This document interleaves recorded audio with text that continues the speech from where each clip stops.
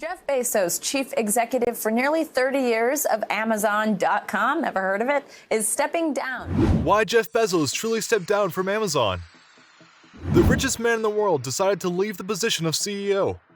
A piece of news that astounded everyone out there.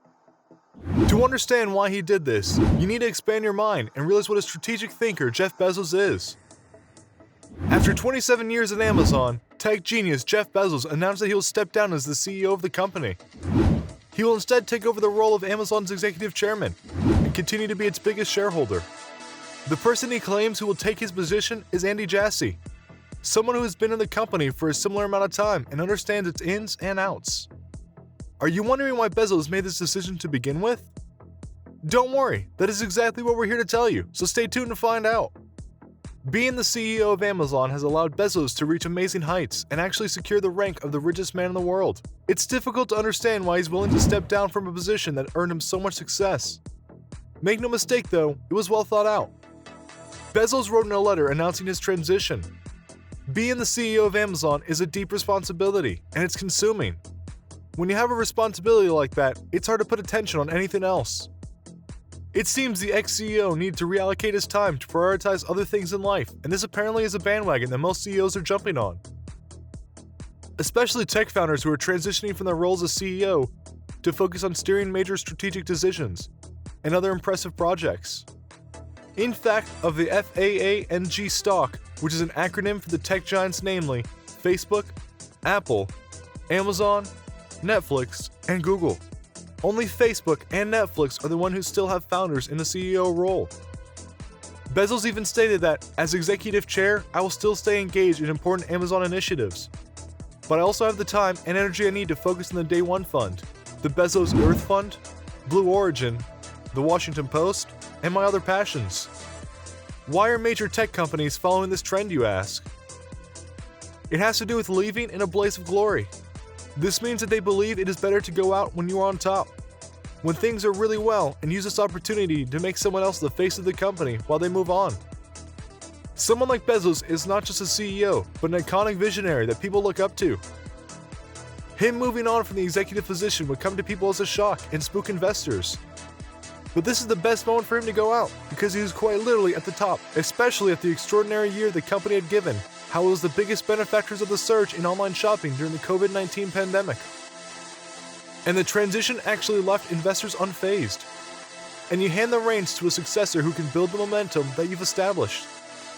In some ways, this transition to a position that is more focused on big picture decision making, without the burden and obligation of daily management, is also a crucial step in a tech founder's career trajectory. A lot of people have asked why now though, and that is a continuation of what I've mentioned before. He built one of the most influential and dominant businesses ever, and with that, managed to become one of the wealthiest people on earth. However, Amazon is about a lot more than Jeff Bezos.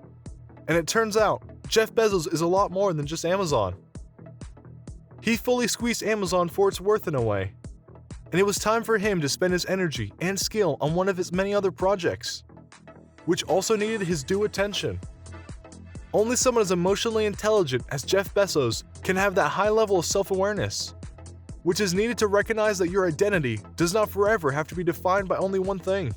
It is important and, in fact, crucial to know when it's time to move on, but there are only a few who can do this. A high degree of humility is needed to accept that the thing you have built will function normally even without you. This is considered the most important act of emotional intelligence for any leader. The answer to why now, though, is rather simple. Because he can. This type of transition is also considered a good move, because it signifies that the board really wants to stick with the current strategy, because Bezos did not completely remove himself from the company. He simply stepped down to an executive chair role, which means that there will be no major shifts in Amazon's general strategy and direction. Had he been a non-executive chairman, it would have meant that he'd been keeping his hands off the business.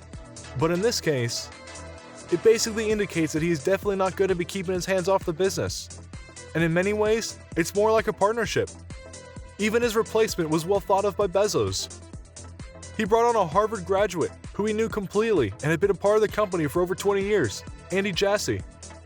He was known to be Bezos' second in command and was even his first shadow advisor, a role that literally involved attending every meeting alongside the CEO. Since joining the company in 1997, Jazzy has been one of the most influential and significant people at Amazon. Bezos stated, "Andy is well known inside the company and has been at Amazon almost as long as I have. He will be an outstanding leader, and he has my full confidence."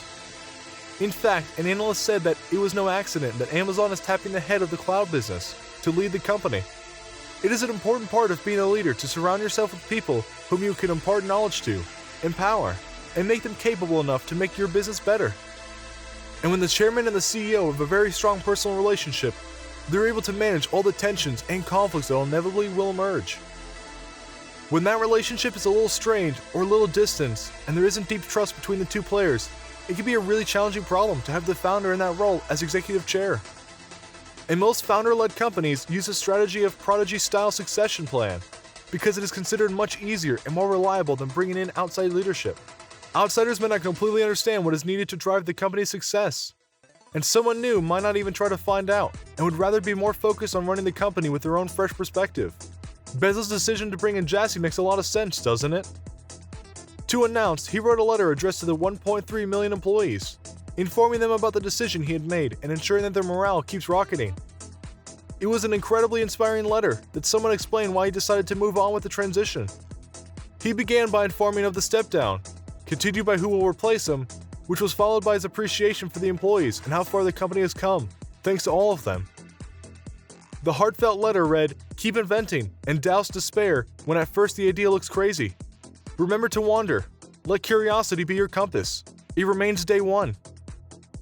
In conclusion then, Jeff Bezos' decision to step down for the position of CEO was driven by his ability to see the bigger picture and achieving the long-term goals, which must have taken immense courage for him to do. But I believe this extent of emotional intelligence and understanding of what is needed for his business to thrive, regardless of what he may want, is exactly why he's the richest man in the world. He was able to overlook his attachment to the position he had secured in the company for so long, and admit that it was time for him to move on. Don't get it wrong though, Amazon is still his baby, but he knew this was a decision needed and he had guts to go ahead with it. Bezos is certainly not done making an impact on the future of the company.